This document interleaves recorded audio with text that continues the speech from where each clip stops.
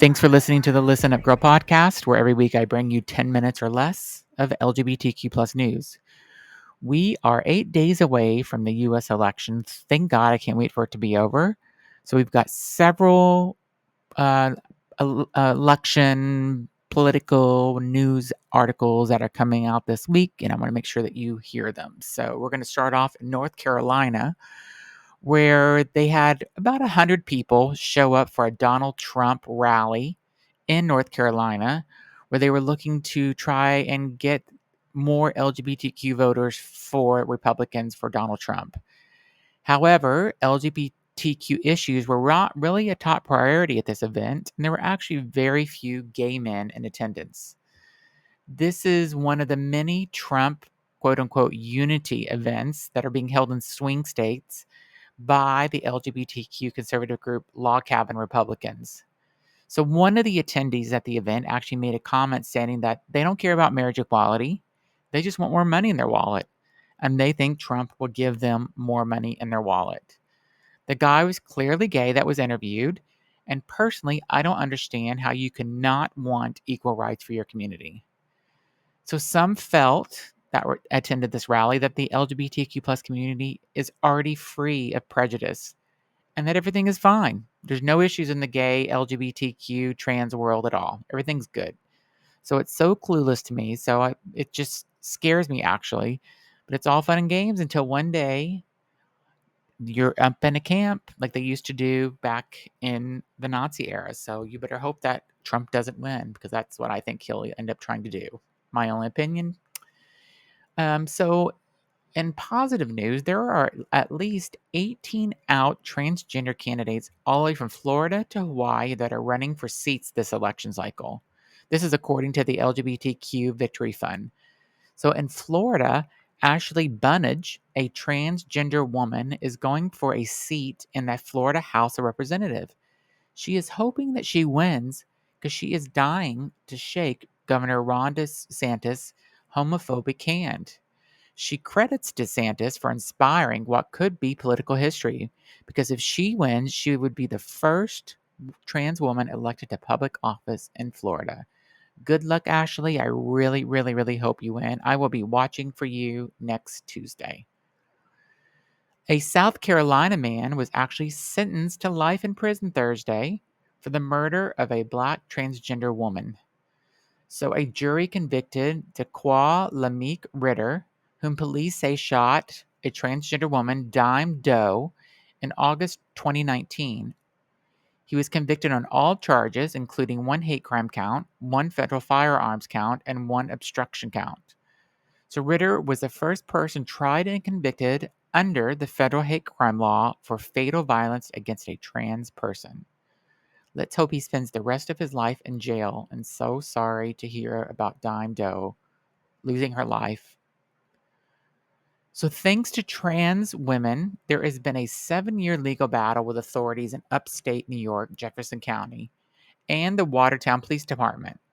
And they will now adopt a new policy to ensure that humane treatment and intersex people happen. Deanna Latre says that she was sexually assaulted and subjected to anti-trans verbal abuse in police custody. So as a result of this week's settlement, the police department will not only adopt new policies requiring officers to provide respectful and professional treatment to trans, non-binary, and intersex people, but those policies will also mandate disciplinary action for officers who violate the rules, and there will be a zero-tolerance policy for any staff sexual misconduct. So good for you, Deanna Latre, for going out and getting this policy put into place to protect other people. Unfortunately, you had to go through some stuff to get that, but thank you for doing that for our community. So it's official. Camilla Hannan, a teacher in Manchester, England, who outed a trans student and posted transphobic messages on X last year, is now banned indefinitely from teaching in England. So back in May of 2023, school officials were alerted that Hannah did these posts on X. She resigned a month later, and then in August of 2024, She admitted that she had been the one to publish the post. Her post was These are a couple examples of her post. Where I teach, we have gender identity policy. Roll eyes emoji. It's a load of nonsensical rubbish. Oh, she doesn't deserve to teach children, so. And then Trump is still out saying this in every rally. You know, when you take your kid to school, there's some issues when your boy leaves for school and comes back a girl without parental consent. What's that about? So I don't think there is anyone that has sent their child to school and they have come back another sex, and he just can't stop talking about transgender children. And I don't know if he thinks why he thinks that a school is a place that would do anything like this. It's just lies, and it's just insane to me. This past Friday, Beyonce, who is a native of Texas, and Willie Nelson, who is also a native of Texas, joined Kamala Harris in Houston. There were over 30,000 people that were in the stadium. This is the biggest event that Kamala has had since starting to run for president. So Beyonce said, "It's time for America to sing a new song. Our voices sing a chorus of unity. They sing a song of dignity and opportunity. Are y'all ready to add your voice to the new American song?" So I love it that she's backing her. I love it that Willie Nelson is backing her. And I love it even more that there were over 30,000 people in Texas. Let's hope that Texas turns blue. So the proportion of candidates who are transgender, non-binary, or gender nonconforming grew by more than 7 percentage points between 2020 election and 2024 election. So that went from 7.9% to 15.2%. However, cisgender men still make up the majority of the LGBTQ plus candidates, and cisgender men and women represent nearly 85% of the total. But I have to say we are making waves and having more diversity in our community. A man in Washington state is now under arrest after he was accused of tying a noose, that's right, a noose, around a 14-year-old boy who revealed earlier that day that he was gay. So police say that the man used the rope to tie his 13-year-old biological son around the torso. The man's name is Joseph Sweeney. He's 38, and he was taken into custody by deputies. And the sheriff's department said on Monday that he is charged with a hate crime and 2 counts of second-degree assault for the incident at his residence. So the boy that had the noose tied around his neck was visiting his friend, which was Sweeney's son. And basically, Sweeney overheard a private conversation where the boy talked about being gay.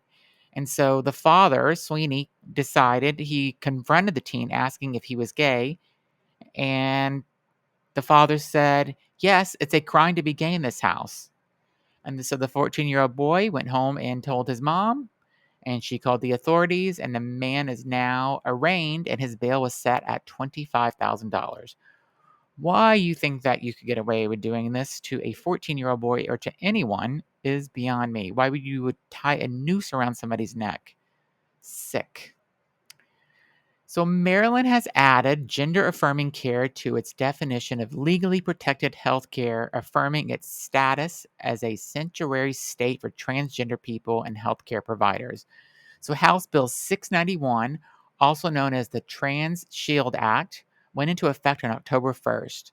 So this act shields patients and medical providers from out-of-state prosecution and investigations. It makes Maryland the 17th state to have this shield law protections for gender-affirming healthcare.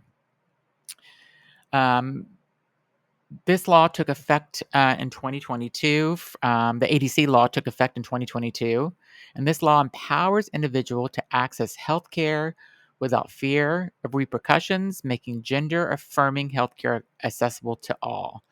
So I'm really happy to hear that. So again, we are 8 days away. If you live in a state that you know is blue or that will most likely be blue, it does not matter. Go out and vote. There are more things on the ballot this year than just picking presidential race. Go out and vote for there's different bills that are out there, different laws that are out there. There's different policies that people are voting on. There's so many things being voted on this election cycle. And your vote, one vote does make a difference. So please, please go out and vote. Tune in next week whenever we talk more about, hopefully, election results. Well, in 2 weeks, we'll talk about election results. Hopefully, we will know. And I am so ready for this election cycle to be over. We are almost there. So don't forget to vote. Thanks for listening. Please listen and tune in next week for the Listen Up Girl. Also listen to my other podcast, Everything and Anything and a Bit Gay, all on Spotify, Apple, and your favorite podcast platforms. Thanks. Have a good week, everyone.